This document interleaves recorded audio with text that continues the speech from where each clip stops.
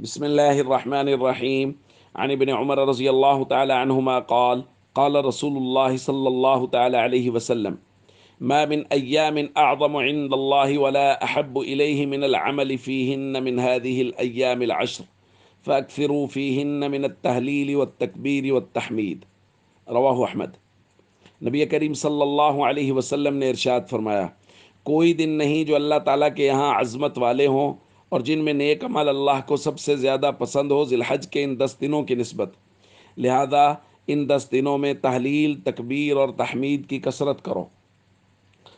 دوستو، یہ بات پہلے بارہا بیان کی جا چکی کہ ذی الحج کے پہلے 10 دنوں میں اللہ رب العزت کو نیک عمل بہت زیادہ پسند ہیں، اور آج کی روایت میں اس بات کا اضافہ ہے کہ حضور علیہ الصلاۃ والسلام نے فرمایا ان 10 دنوں میں تحلیل، تکبیر اور تحمید کی کثرت کرو۔ تحلیل کہتے ہیں لا الہ الا اللہ کہنا، تکبیر کہتے ہیں اللہ اکبر کہنا، اور تحمید کہتے ہیں اللہ کی حمد بیان کرنا، یعنی الحمدللہ یا للہ الحمد کہنا۔ یہ تکبیرات کہنا اللہ رب العزت کو بے حد پسند ہے۔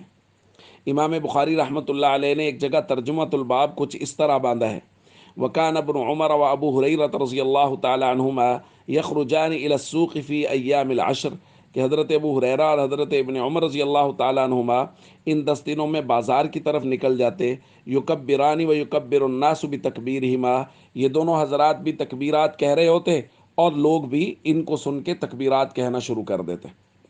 تو تکبیرات کہنا ان 10 دنوں میں اللہ رب العزت کو بہت زیادہ محبوب ہیں۔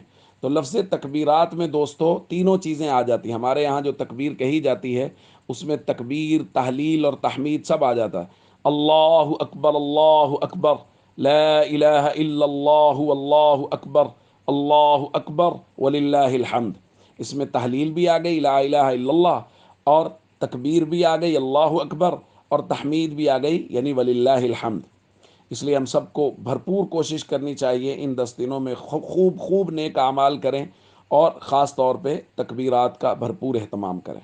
السلام علیکم ورحمۃ اللہ وبرکاتہ۔